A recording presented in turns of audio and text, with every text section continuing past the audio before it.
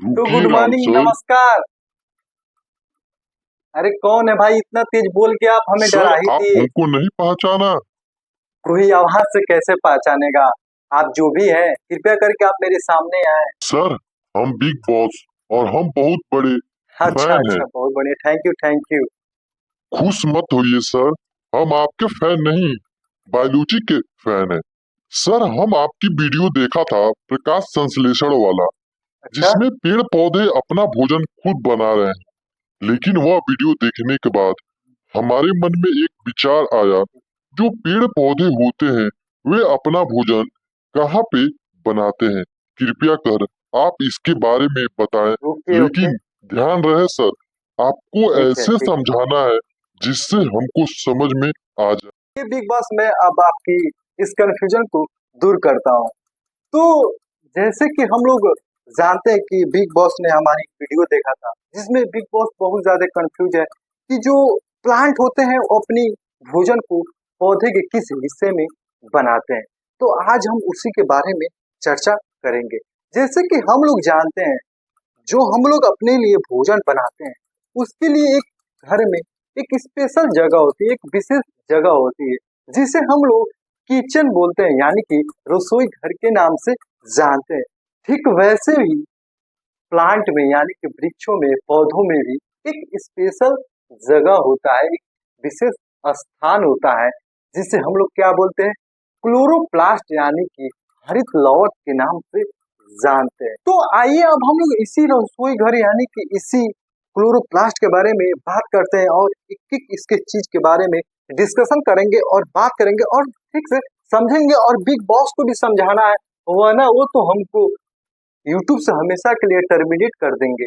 तो आइए शुरू करते हैं। अगर हम लोग एक क्लोरोप्लास्ट के बाहरी संरचना को देखें, किससे, इलेक्ट्रॉन माइक्रोस्कोप से, तो जो क्लोरोप्लास्ट के जो सबसे बाहरी हिस्से में दिखता है एक मेम्ब्रेन दिखता है, जिसे हम लोग अपर मेम्ब्रेन दिखता है, जिसे हम लोग बाहरी झिल्ली के नाम से जानते हैं। ठीक अगर हम लोग देखेंगे तो जस्ट उसके बाद एक मध्यवर्ती स्थान आता है, जिसे हम लोग इंटरमीडिएट स्पेस के नाम से जानते हैं।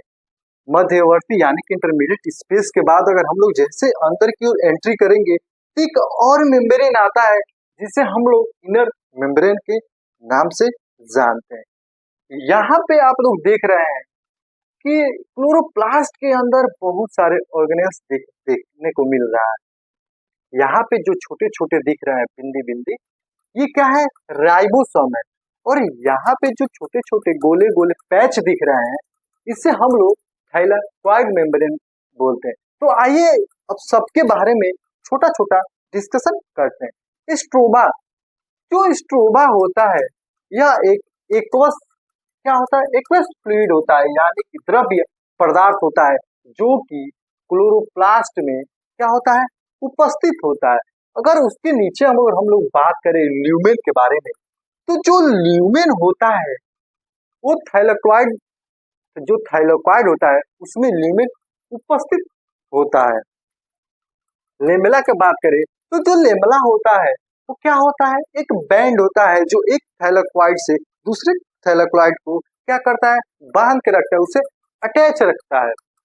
यहाँ पे जो आपको छोटे छोटे दिख रहे हैं पैच जैसे, ये क्या है, थाइलाकॉइड है। थाइलाकॉइड जो जिसमें लाइट रिएक्शन होता था, ये वही पैच है जिसमें लाइट रिएक्शन होता था।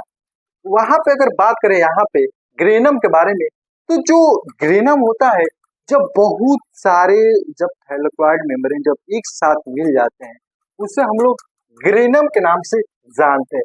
और यहाँ पे अगर हम लोग बात करें, जो छोटे छोटे पैच दिख रहा है, छोटे छोटे बिंदी बिंदी दिख रहा है, ये क्या है, राइबोसोम है।